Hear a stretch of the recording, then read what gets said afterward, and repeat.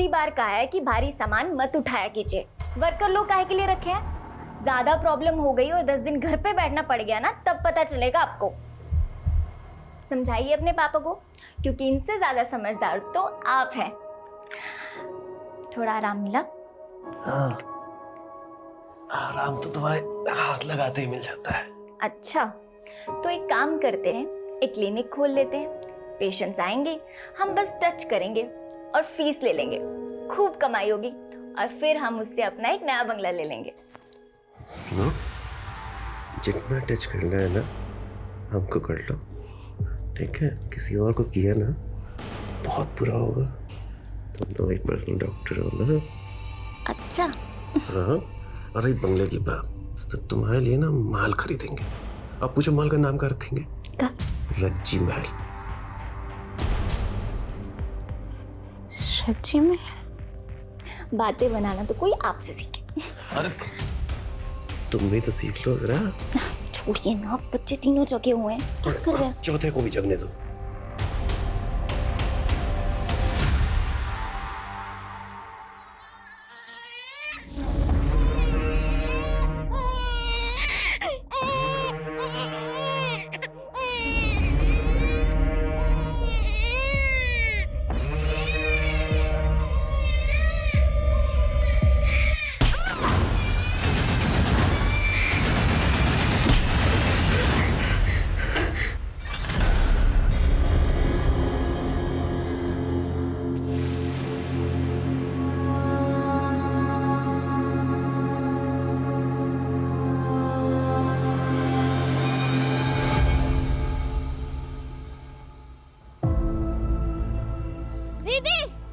दीदी, देखो आम लाए हैं। आपको खट्टे वाले आम पसंद है ना? कहाँ से लाए हो? चोर! चोर! रुक! रुक! कहाँ भाग के जाएगा? हाँ? छोड़ मेरे भाई को! छोड़! मेरे मकान से आम चुराएगा? 3 दिन तक उसी पेड़ से बांध के रखूंगा ना, तब समझ में आएगा। छोड़ दे मेरे भाई को, मैंने तेरे साथ अच्छा नहीं होगा। अच्छा तो इसके साथ नहीं होगा। छोड़ मेरे भाई को! दीदी! क्या रे, मेरे मकान से आम चुराएगा? मेरे मकान से चल छोटू, चल। अरे सुनिए, क्या कर रहे हो आप? पगला रहे हो क्या? अरे पगला तो इसके बच्चे गए हैं। रुकिए, बेटा चोरी करता है और बहन खून। अरे भैया, बच्चों का मैटर है, भीड़ गए होंगे। अरे बच्चों का मैटर? मेरे बेटे को 16 टांके आए हैं, हॉस्पिटल में है वो, पता है? अरे तो उसका खर्चा हम दे रहे हैं ना। अरे रखो अपना खर्चा, हम बता रहे हैं। अगर हमारे बेटे को कुछ हुआ ना, पूरे परिवार में तुम्हारे मातम छाएगा, फिर वही तुम्हें खर्चा करना सबके। ए भैया जी, ए चुप रहो। तो अभी के अभी सबका खोपड़ी फोड़ देंगे, बता रहे हैं। अरे का मार बुरा दोगे का इन्हें? हम कह रहे हैं ना आपसे, हम इन्हें समझाएंगे। अरे समझाओ मत, इनको बताओ। जैसे कुत्ते को बांध के रखते ना पट्टे से, अपने बच्चों को बांध के रखे, नहीं तो बता रहे बहुत बुरा होगा। अरे हाँ हाँ चरण भैया, हम समझाएंगे ना, आप जाइए ना, और किसी चीज की कोई जरूरत हो तो बताइएगा। अरे नहीं चाहिए हमें कुछ। कहाँ है दोनों? I'm sorry दीदी। तुम तो ए तनु बेटा, क्या हो गया? एक समय ऐसा था कि तुमको गुस्सा ही नहीं आता था, बात बात में भड़क जाती है। क्या बात हो गया ऐसा? ताऊ जी, वो हमने ही आम चुराया था और कृष भैया हमको मारने लगे। फिर दीदी को गुस्सा आया और बेटा, और तुमने उसका सिर फोड़ दिया? तो बेटा क्या किया तुमने ये? हैं? तो क्या करते हम ताऊ जी? चुपचाप छोटू को मार खाने देते? अरे आम चुराता तो वापस छीन लेता। और ये जब देखो तो हमसे अरे चिपके क्या कर रहता रही है। हो? ताऊ जी, हमारा दिमाग ऐसे ही खराब था। किस और बात ऊपर से किस बात पे दिमाग खराब हो गया तुम्हारा? कोई तुमको तंग किया? कोई बात हुआ? ताऊ जी वो बनू, छोटू, अरे जिंदगी बर्बाद करके रख दिया। ए प्रभात, ए सुन सुन सुन सुनो सुनो सुनो सुनो सुनो तुम। अरे टाइम। ए बच्चा लोग पे गुस्सा मत करना। गुस्सा हमको आ रहा है भैया, लेकिन इन दोनों पे नहीं, आप पे आ रहा है। कहीं करनी तो इनका है, लेकिन करवाने वाला कौन है? आप और भाभी। क्या आप बोल रहे हो? पगला गए हो? बकवास करे जा रहे हो? ना हम पगला गए ना हम बकवास कर रहे हैं। समझ में आ रही बात? हम बोल रहे हैं सच। आप दोनों ने मिलकर हमारा जीना दुश्वार कर दिया है। तो छोटे भाई हैं हम आपके, दुश्मन नहीं है। चले जाएंगे, ज्यादा समय नहीं है। चलो रखो इसको, चलो तुम दोनों। ए, चलो। देखो प्रभात, अरे नहीं सुनना, चलो। कोई तरीका है?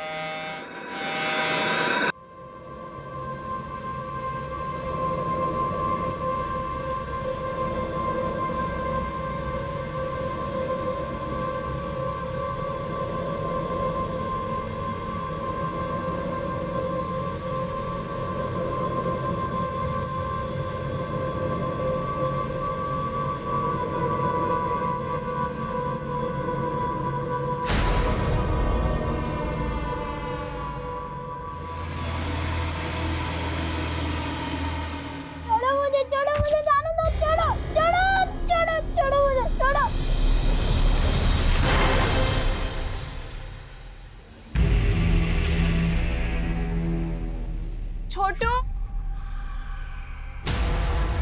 छोटू छोटू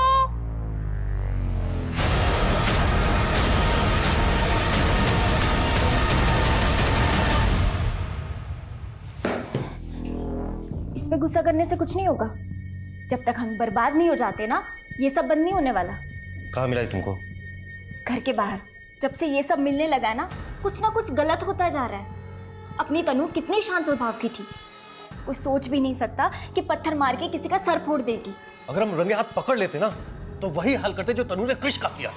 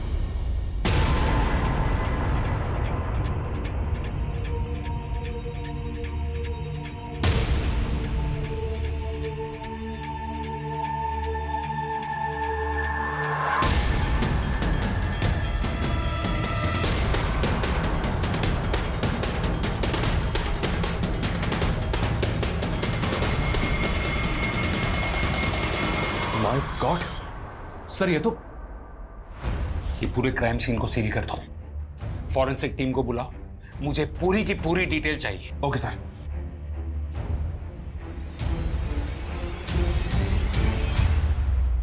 आपके रिश्तेदार थी वो? हाँ सर, हमारे छोटे भाई की पत्नी सर। लगता है उनको किसी ने नींद में ही मार दिया है, और उस बच्चे को भी। लेकिन अभी कल ही तो प्रभात भैया घर आए थे। आप? हाँ, हमारी पत्नी है सर। सर हमको अपना भाई प्रभात का और दो छोटा बच्चे का चिंता हो रहा है सर। वो पता नहीं कहाँ गया। आप कुछ कह रही थी कि प्रभात कल रात को घर आया था? हाँ हाँ सर। क्यों? सर वो लोग यहाँ से शिफ्ट होकर जमशेदपुर जाने वाले थे, बस आखिरी बार इसलिए मिलने आया था सर वो। शर्म आनी चाहिए आपको भैया, कितनी नीच सोच है आपकी। हम आपका करनी पकड़ लिए तो हम नीच हो गए। ए प्रभात, अपना भाभी से इज्जत से बात करो, समझे?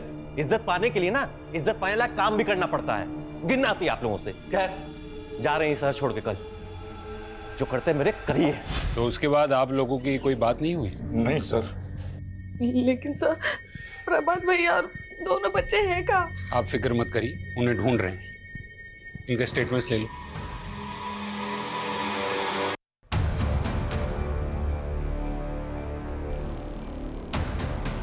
सर ये देखिए। बेटा बेटा, आराम से आराम से। इसकी बहन कहाँ है? कविता। सर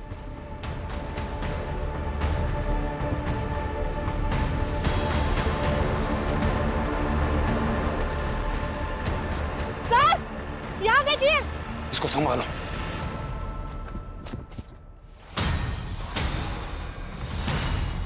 ये खून? अरे बेटा, ओ बेटा, उठो उठो उठो। ठीक है। छोटू का है, छोटू का है, छोटू का है, छोटू ठीक है। अनिल, प्रिया, ये देखो आ गया। छोटू तुम ठीक हो? तुम ठीक हो?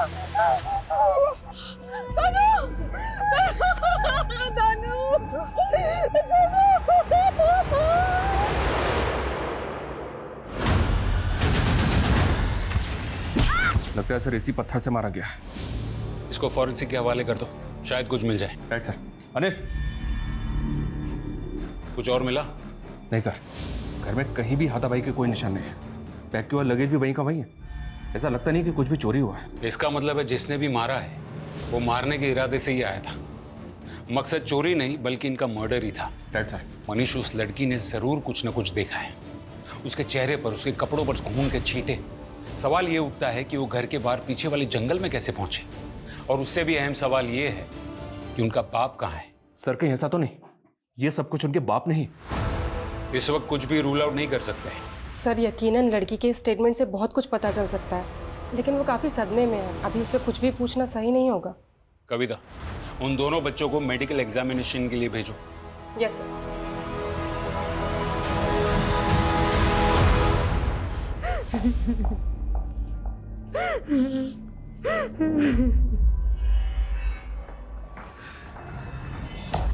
सर। सर क्या बोले डॉक्टर? वैसे दोनों बच्चे अभी ठीक हैं, शारीरिक रूप से उन्हें कोई चोट नहीं पहुंची है, लेकिन क्या? तनु के दिमाग पर असर पड़ा है, शायद उसने कुछ देखा है, लेकिन क्या, ये वही बता सकती है।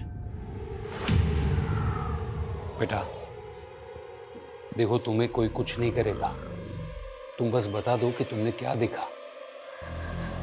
घर में कोई आया था? अच्छा, जब घर में कोई आया था तब पापा घर में थे? अगर तुम कुछ बोलोगी नहीं तो हम पापा को ढूंढेंगे कैसे? याद करो, कोशिश करो बेटा, जब कोई आया था तब तुम सो रही थी या जाग रही थी?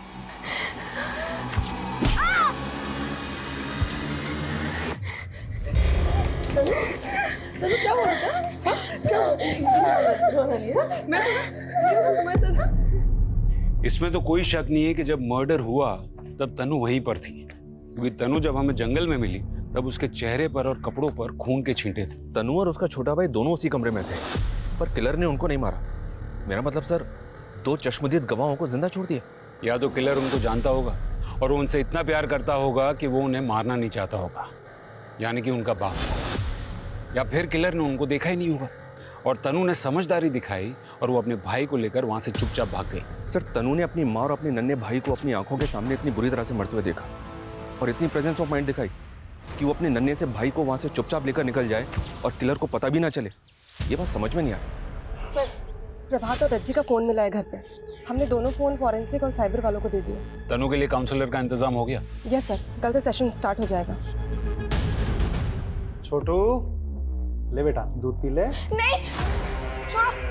क्या दे रहे हो तुम मेरे भाई को? क्या हुआ तुमको? क्या हुआ? क्या हुआ बेटा? हाँ? धर्म? पता नहीं, मैं तो दूध लेके आया था छोटू के लिए जो आपने मुझे दिया था। इतने में तनु ने मेरे हाथ से छीन लिया। बेटा, ये तुम्हारे मामा है ना? हाँ? क्या हो? ताई जी, हमें छोटू को दूध पिलाना था। ठीक, पिला। अरे छोटू, दूध पी ले। मैंने क्या किया है? इसी का दिमाग खराब हो।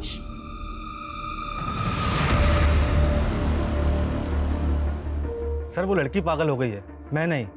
और आप ऐसा सोच भी कर सकते हैं? तुमने उनको धमकी नहीं दी थी? हम बता रहे हैं, अगर हमारे बेटे को कुछ हुआ ना, पूरे परिवार में तुम्हारे मातम छाएगा। सर, हम गुस्से में थे उससे। सर, वो लड़की इतनी पागल हो गई थी कि मेरे बेटे का सर फोड़ दिया। सर, ऐसा लग रहा था कि वो जान ले लेगी उसकी। एक बाप अपने बेटे का खून देखेगा ना तो गुस्सा तो आएगा ना। और उसी गुस्से में तुमने उसी तरह से उसकी माँ और उसके भाई का सर फोड़ दिया। सर, आप फिर से वही बात कर रहे हैं। जब से मेरे बेटे का सर फटा है ना सर, मैं उसके पास ही हूँ, उसको छोड़ के कहीं नहीं गया हूँ। शहर छोड़ के कहीं मत जाना और जब भी बुलाया जाए पुलिस स्टेशन आ जाना। सर, प्रभात एक ग्रोसरी शॉप चलाता था मार्केट एरिया में, आमदनी ठीक ठाक थी। उसको आखिरी बार सुबोध के घर से निकलते देखा गया था। ये प्रभात और सुबोध के बीच में बनती थी? कुछ टाइम पहले तक दोनों फैमिली साथ में रहती, फिर रज्जी ने एक बच्चे को जन्म दिया। फैमिली बढ़ गई तो प्रभात अपनी पत्नी के साथ किसी अलग जगह पे शिफ्ट हो गया। तो पैसों का या पुश्तैनी जायदाद का कोई बंटवारा? नहीं सर, किसी पुश्तैनी जायदाद का कोई बंटवारा नहीं। सुबोध राजकीय विद्यालय में टीचिंग करता है और प्रभात के दोनों बच्चे उसी स्कूल में पढ़ते हैं। और दोनों की पत्नियां? रज्जी हाउसवाइफ थी सर। सबका कहना है कि वो अपने पति से बहुत प्यार करती थी। और सुबोध की पत्नी करुणा आयुर्वेदिक नुस्खे बेचती है और बनाती है, मोस्टली शौकिया तौर पर। दोनों के आपस में कोई अनबन नहीं थी। कुछ समझ में नहीं आ रहा है। सिर्फ चरण है जिसके पास ये मर्डर्स का मोटिव है, लेकिन उसका रिकॉर्ड भी एकदम क्लियर है, वो घर में ही था। जब तक ये प्रभात नहीं मिल जाता या फिर तनु कुछ बोलती नहीं, तब तक हम अंधेरे में रहेंगे। ये हो गई तुम्हारे लिए दवाई तैयार। लो लो, पियो पियो पियो पियो पियो पियो पियो, शाबाश। लो और पियो। ये इसे नहीं, तुझे पीना चाहिए। अरे अमन, तू कब आया? जब तू अपनी बेचारी का रोना रो रहा था। मैं कोई रोना नहीं रो रहा हूँ, मैं अपनी ज़िंदगी में बहुत खुश हूँ, अपनी खुशबू के साथ। देख रहा हूँ मैं कितना खुश है तू। शादी करके घर बसाना चाहता था, सुंदर सुशील पत्नी चाहिए थी तुझे, और ससुराल वालों ने पकड़ा दिया ये डैमेज पीस। ए तमीज़ में रहो, समझे? मेरे तमीज में रहने से क्या तेरी किस्मत बदल जाएगी? मुझे देख, नो रिस्पॉन्सिबिलिटी, नो बंदिश। सुबह से लेकर शाम तक ऐश करता हूँ और रात को डबल ऐश करता हूँ। देख अमन, जब तक तुझे बर्दाश्त कर रहा हूँ, किसी दिन मेरा दिमाग घूम गया ना। तुम में से अमन कौन है? जी मैं हूँ। क्या हुआ? तुमसे कुछ बात करनी है। मैम, एक भी महीना ऐसा नहीं था कभी मेरी तनख्वाह देरी हुई हो। अच्छे इंसान थे। मतलब हैं, अच्छे इंसान हैं। उनकी किसी से कोई दुश्मनी थी? सवाल ही पैदा नहीं होता मैडम। उसकी वाइफ को कितने अच्छे से जानते हो तुम? मैं मिला हूँ, 3-4 बार उनसे मिला हूँ। प्रभात भाई अपनी बीवी से बहुत प्यार करते थे। मेरे घर पे देना है। तुम्हारी भाभी का जन्मदिन है ना, उसके लिए साड़ी है। उसको तोहफा देने के बाद उसके चेहरे पे जो खुशी होती है ना, उसको देखने का मजा ही कुछ और है अमन बाबू। ठीक है, जरूरत पड़ेगी तो थाने बुलाएंगे। ठीक है।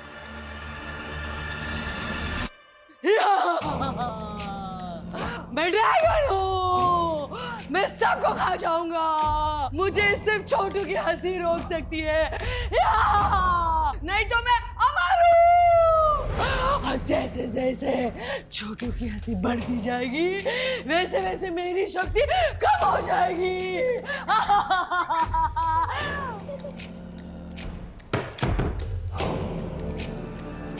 ताई जी, ताई जी।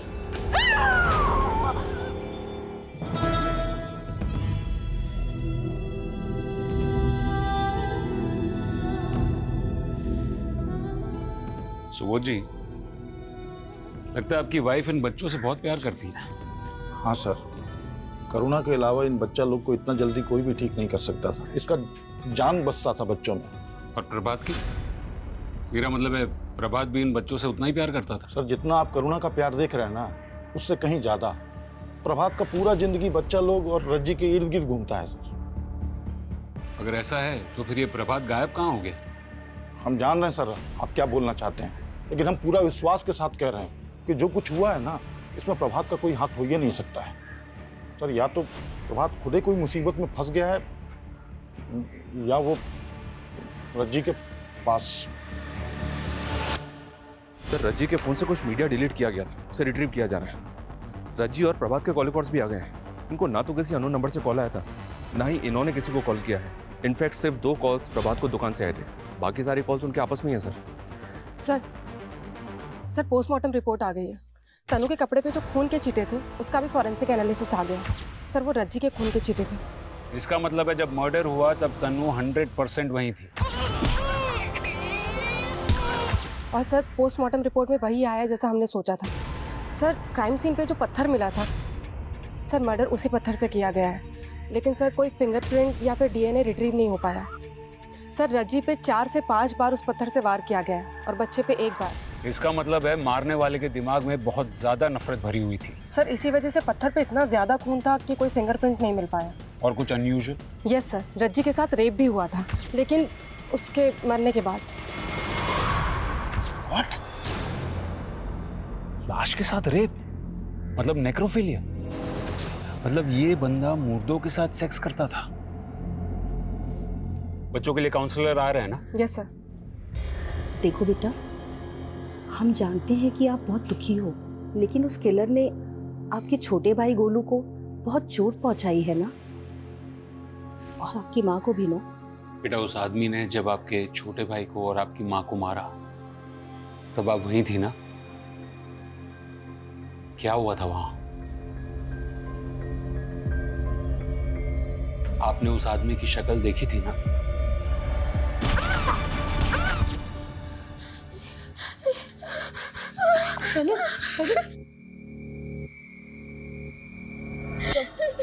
प्लीज, अभी तनु बहुत डरी हुई है, हम बाद में पूछताछ करेंगे।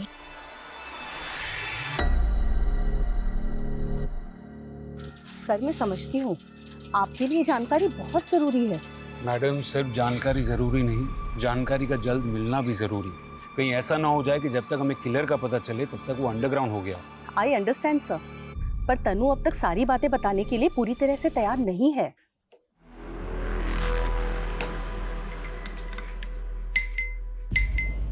ताई जी, आप ये दूध में क्या मिला रही हैं?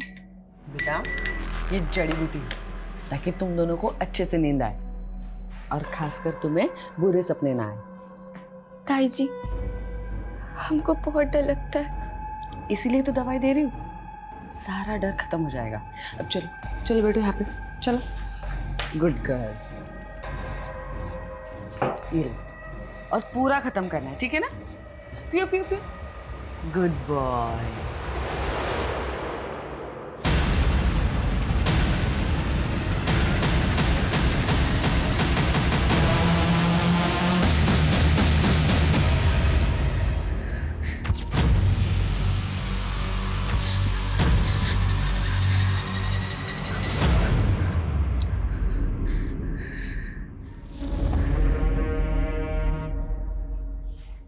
सच्ची महल।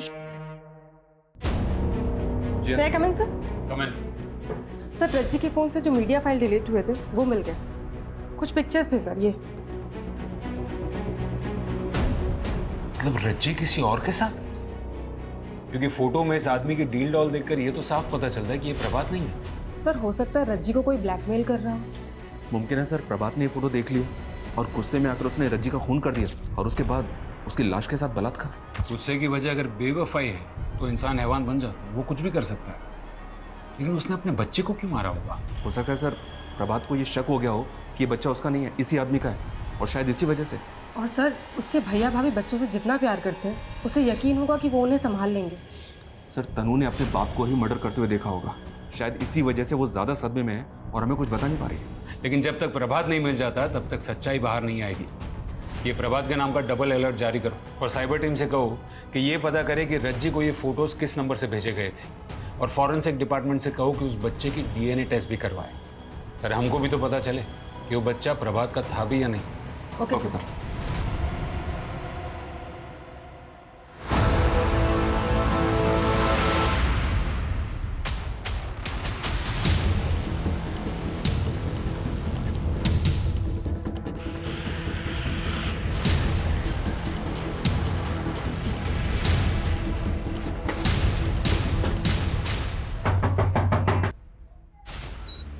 अमन कहाँ है? समीर, कौन है? अरे सर, मैंने क्या किया सर? अभी थोड़ी देर में तो खुद बताएगा कि तूने क्या किया है। सर, पर हुआ क्या? सर सर सर लेकिन तूने रज्जी को फोटो भेजे थे ना? सर, मैंने नहीं भेजे, हो सकता है मेरे फोन से किसी और ने भेज दिया। तूने रज्जी को फोटो भेजे थे कि नहीं? सर, मैंने भेजे थे। वो प्रभात भैया ने एक बार मुझे अपने घर भेजा था किसी काम के लिए। भाभी जी,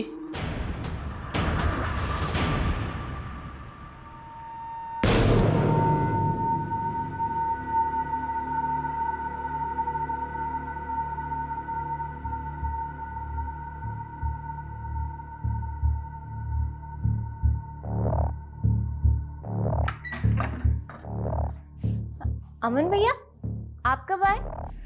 अभी कुछ देर पहले, जब आप अपने कपड़े पहन रही थी। ये क्या बकवास कर रहे हैं आप? विश्वास नहीं होता आपको? हाँ, ये देखिए, अच्छी है ना वीडियो? डिलीट कीजिए नहीं तो। अरे ऐसे कैसे डिलीट मार दें? हाँ, अभी आपने सब कुछ दिखाया है तो हम भी तो कुछ दिखाएंगे।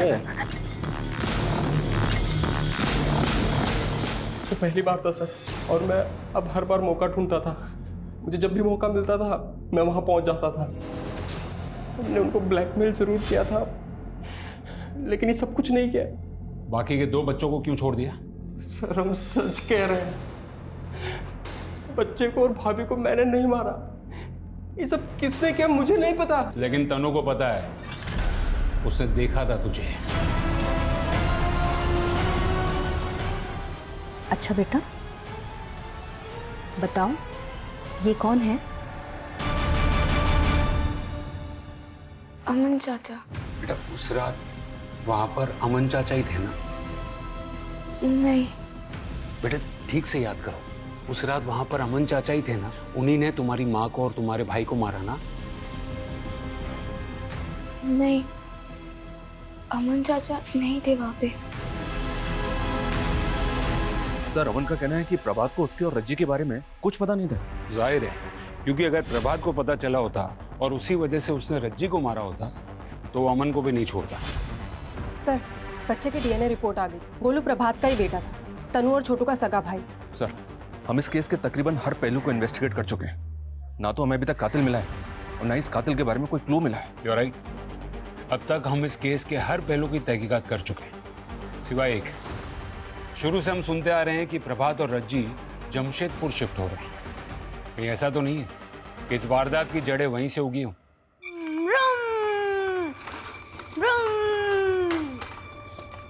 छोटू, हमको आज से बात ही नहीं करनी। हमसे गुस्सा हो तुम? देखो, हमें तुम्हारी फिक्र है ना, इसलिए हम कभी कभी तुम पर गुस्सा करते हैं। कभी कभी तो आपसे डर भी लगता है। तुम्हें कुछ नहीं हो, इसलिए तो हम तुम्हें कभी अपनी आंखों से दूर होने नहीं देना चाहते ना। अच्छा सॉरी, कान पकड़ के सॉरी। मम्मी पापा तो छोड़ के चले गए, अगर आप भी ऐसा करोगे तो। सॉरी बोला ना, अब आजा जल्दी से। ये अब से हम लोग हमेशा साथ रहेंगे, खुश रहेंगे। हाँ दीदी, पर रहेंगे कहाँ? मैडम हम प्रभात को 20 सालों से जानते थे, वो बहुत अच्छा आदमी था। उनकी किसी से कोई दुश्मनी? सवाल ही नहीं उठता मैडम, लेकिन वो कहते हैं ना, घर का भेद ही लंका ढाए।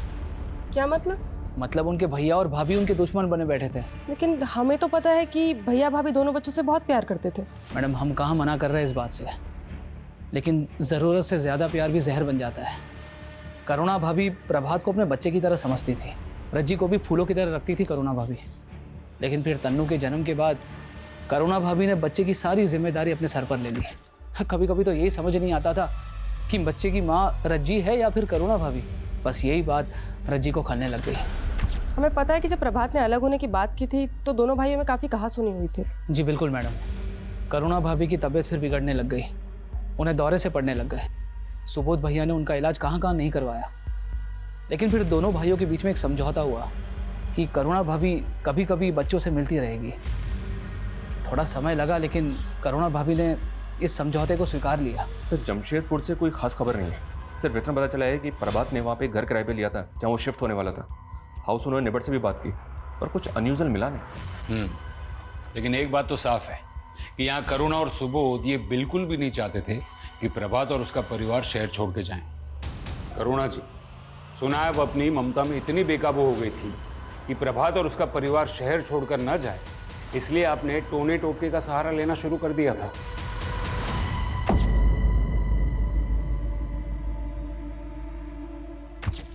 देखिए, जितना जल्दी सच बोलेंगे ना उतना बेहतर रहेगा तुम दोनों के लिए। सर हम अपना करुणा को टूटते हुए नहीं देख सकते थे सर, इसमें हमारा जान बसता है। और अगर ये मां नहीं बन सकती है तो इसमें इसका क्या गलती है सर? और क्या किया है इसने? बस बच्चा लोगों को प्यार किया है ना सर। आप बताइए, बच्चा लोगों को प्यार करना कोई कानूनी जुर्म होता है क्या? और सर बात सिर्फ उनके यहाँ जाने की नहीं थी, तनु की मानसिक स्थिति ठीक नहीं रहती थी, उसे नजर लग गई थी और वो बहुत चिड़चिड़ करने लगी थी। इसलिए मैंने सोचा कि अगर मैं काला जादू करूंगी तो वो थोड़ी ठीक हो जाएगी। आखिरी बार जब प्रभात तुमसे मिलने आया तब तुम्हारी उससे लड़ाई हुई थी? नहीं सर, हम अपना भाई से कभी लड़ ही नहीं सकते थे, वो तो थोड़ा कहासुनी हो गया था। प्रभात, अपना भाभी से इज्जत से बात करो, समझे? इज्जत पाने के लिए ना इज्जत पाने लायक काम भी करना पड़ता है। वो सब भूल गया था सर, वो सब कुछ भूल गया था जो हम उसके लिए किए थे। वो बस हमसे पीछा छुड़ाना चाहता था और इसीलिए तुमने उसकी जान ली। उन दोनों बच्चों को छोड़ दिया जिससे तुम्हारी पत्नी को लगाव था, लेकिन उस मासूम बच्चे की जान ले ली जिसे रज्जी ने अपने करीब रखा था। और फिर अपने बदले की आग में तुमने रज्जी की लाश के साथ भी। क्या बोल रहे हैं सर आप? कितना घिनौना इल्जाम लगा रहे हैं। सर कैसी बातें कर रहे हैं आप? सर हमने ऐसा कुछ नहीं किया, मैं कह रही हूँ ना, हमने कुछ नहीं किया है सर, कुछ नहीं किया है। इनके खिलाफ हमारे पास कोई सबूत नहीं है, सर तनु इनके ही घर में रह रही है, कहीं ऐसा तो नहीं कि इनके डर से वो कुछ नहीं कर रही? अनीश, वो उनकी गार्डियन है, सिर्फ शक के बिना पर हम कोई कदम नहीं उठा सकते। फिर भी उन पर 24 घंटे नजर रखो। कमाल है, हर कोई ऐसा कह रहा है कि हत्याकांड के कुछ दिनों पहले से ही तनु अजीब बिहेव कर रही थी। वो अपने छोटे भाई के लिए वो क्रिश पर जानलेवा हमला भी कर दिया। आखिर एक 10 साल की बच्ची में इतना अग्रेशन किस बात का? अरे वाह तन्नू बेटा, आज तो आपके चेहरे पे न गुस्सा है न डर। अच्छा एक बात बताओ, दुनिया में आप सबसे ज्यादा किससे प्यार करते हो? छोटू से। छोटू से? वो है ही इतना प्यारा, तभी तो आप छोटू को सबसे बचाते ही रहती हो, है ना? उस दिन भी आपने छोटू को बचाने की कोशिश की ना, इसीलिए आपने पत्थर से कृष का सर फोड़ दिया ना। इसका मतलब कोई भी छोटू को अगर तकलीफ देने की कोशिश करेगा तो मैं उसका सिर फोड़ दूंगी। सर तन्नू का केस थोड़ा पेचीदा है। उसे अपनी माँ की मौत देखने का, अपने भाई की मौत देखने का, अपने बाप के लापता होने का दुख तो जरूर होगा, पर उससे भी ज्यादा सदमा उसे छोटू को कुछ हो जाने के डर का है। इसका मतलब है कुछ ऐसा हुआ होगा जिसे तनु को लगे कि छोटू को खतरा है। वो छोटू को लेके अब भी इतनी पॉजिटिव है कि किसी को भी उसके करीब जल्दी जाने ही नहीं देती। जिस खतरे से तनु अपने भाई को बचाना चाहती है, क्या वो खतरा उसकी माँ और भाई की मौत से जुड़ा हुआ है, या फिर उसके डर की वजह कुछ और ही है? और क्या ये खतरा अब भी कायम है?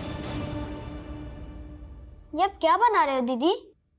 ये रज्जी महल है, ये पापा ने हमारे लिए बनाया।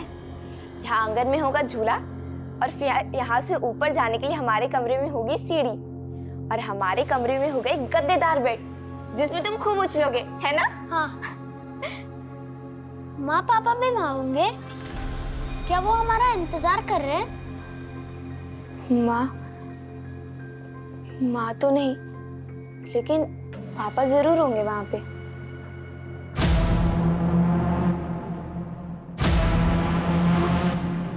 हमारे भाई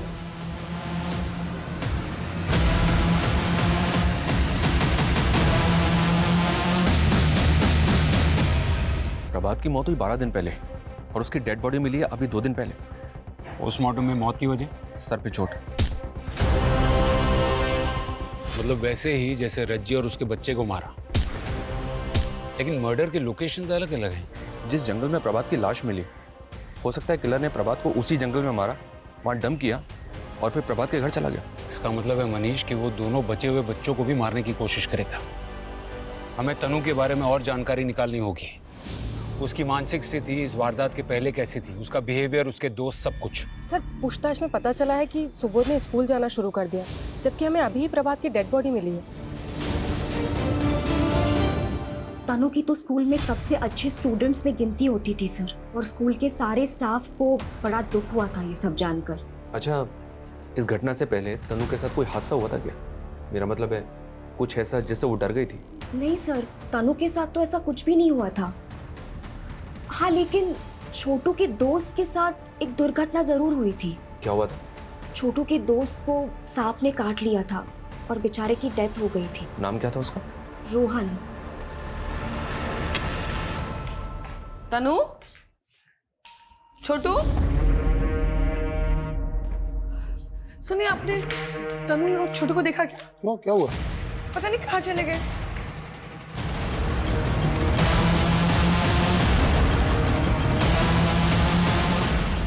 स्कूल स्टाफ का कहना है सर कि छोटू के फ्रेंड रोहन की मौत सांप के काटने से हुई थी, जबकि रोहन के नेबर्स का तो कुछ और ही कहना है। क्या मतलब? उनका कहना है कि रोहन ने पॉइजन खा के आत्महत्या कर ली थी। क्या? क्या सर? लेकिन एक 8 साल का बच्चा सुसाइड क्यों करेगा? सर रोहन के नेबर्स का ऐसा मानना है कि रोहन को शायद स्कूल में सेक्सुअली एक्सप्लॉइट किया जा रहा था। कहीं ऐसा तो नहीं कि तनु ने रोहन के साथ गलत होते हुए देख लिया और इसीलिए वो छोटू को अपने पास ही रख रही थी? हाँ बोलिए। हेलो सर, हमारे बच्चे कहीं नहीं मिल रहे सर, हमने हर जगह ढूंढ लिए, कहीं नहीं मिल रहे सर, आप प्लीज हमारे बच्चों को ढूंढ लीजिए।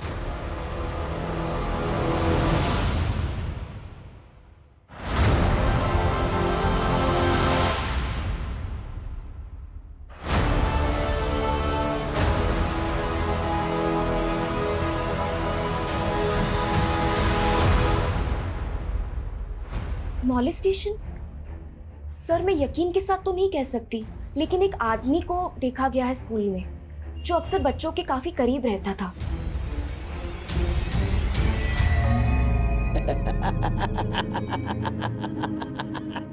बस दीदी अब नहीं पीना। बेटा थोड़ा और पी लो। नहीं आंटी। बेटा ऐसे किसी को बिना बताए कहीं चले जाना ये गलत है ना? कहाँ जा रहे थे? रज्जी महल जा रहे थे हम लोग। रज्जी महल? ये कहाँ है? अंकल, पापा ने जमशेदपुर में हमारे लिए घर बनाया, उसका नाम उन्होंने रज्जी महल रखा है। हम वहीं जा रहे थे ताकि मेरे छोटू को कुछ ना हो।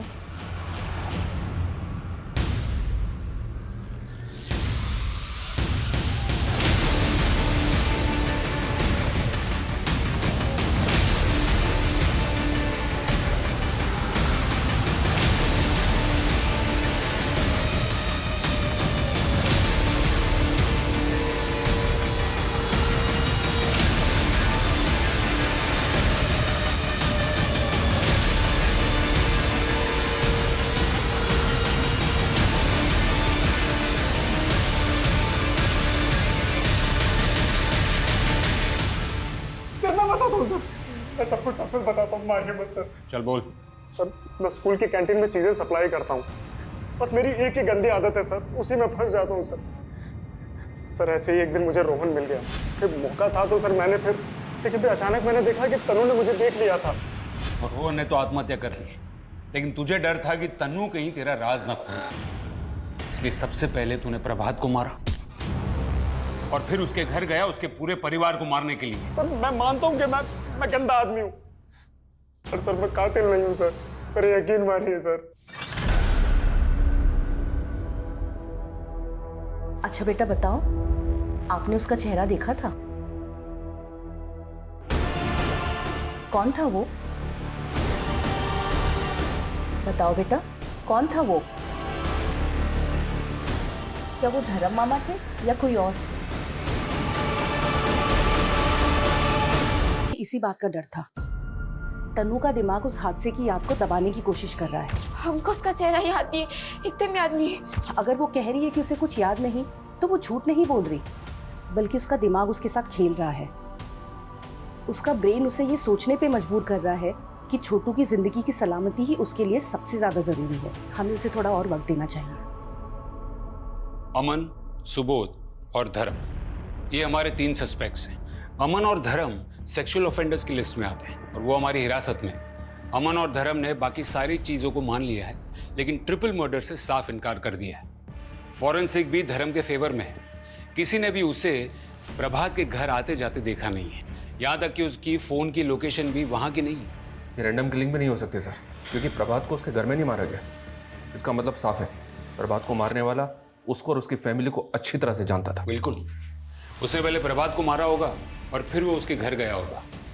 रात का वक्त था, इसलिए जाहिर है सब लोग सो रहे होंगे और इसलिए वो दीवार फांदकर कुंडी तोड़कर घर में घुसा होगा। उसे कहीं विश्वास था कि तनु और छोटू कुछ नहीं बता पाए, इसलिए रज्जी और छोटे बच्चे को मारने के बाद वो उन दोनों के पीछे भागा नहीं, ना ही उन्हें ढूंढने की कोशिश की, बल्कि मरी हुई रज्जी का रेप करने लगा। ये ट्रिपल मर्डर को अंजाम देने वाला घर में सिर्फ और सिर्फ अपने दिमाग के फितूर को शांत करने आया था। अपने नेटवर्क को और भी ज्यादा एक्टिवेट करो, खबरियों की मदद लो और ये जानने की कोशिश करो कि उनकी फैमिली में दूर दूर तक ऐसा कोई रिश्तेदार है जिसकी सेक्सुअल दरिंदगी की हिस्ट्री हो। Okay sir. Okay sir.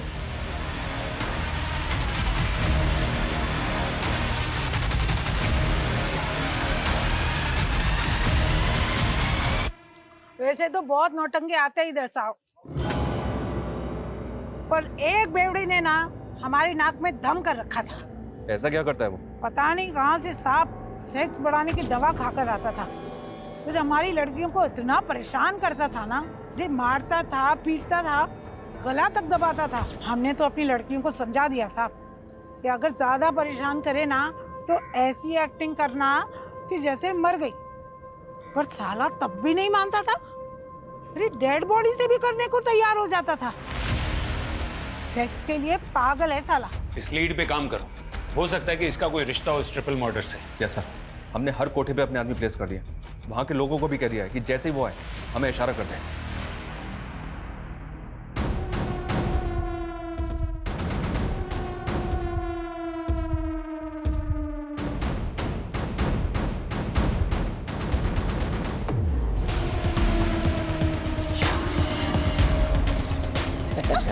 Sameer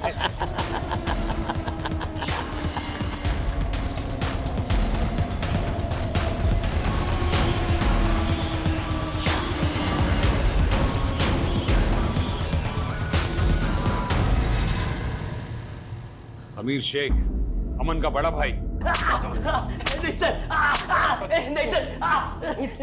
नहीं सर। चल बोल।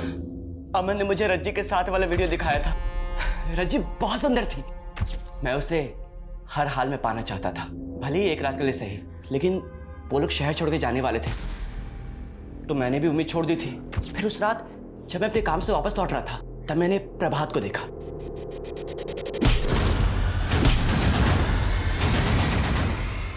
प्रभात की लाश ठिकाने लगाने के बाद मैं उसके घर गया।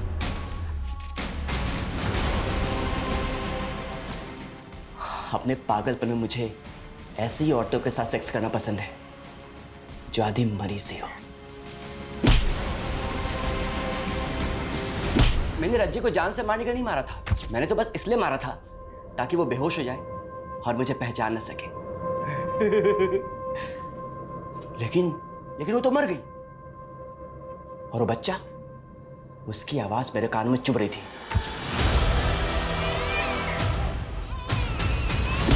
मैं उन दोनों बच्चों को भी मारना चाहता था, पर पता नहीं वो लोग कहां गायब हो गए। फिर मैंने मरी हुई रज्जी के साथ इतनी हैवानियत, इतनी दरंगी।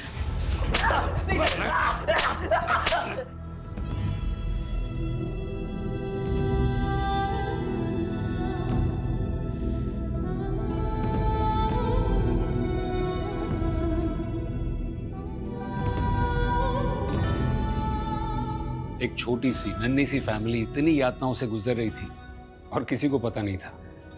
एक तरफ अमन रज्जी को ब्लैकमेल करके सेक्सुअली एक्सप्लॉइट कर रहा था, तो दूसरी तरफ तन्नू ने जब पता किया कि उसके छोटे भाई के दोस्त के साथ दुर्व्यवहार हो रहा था, तो वो अपने भाई को बचाने की कोशिश में लग गई।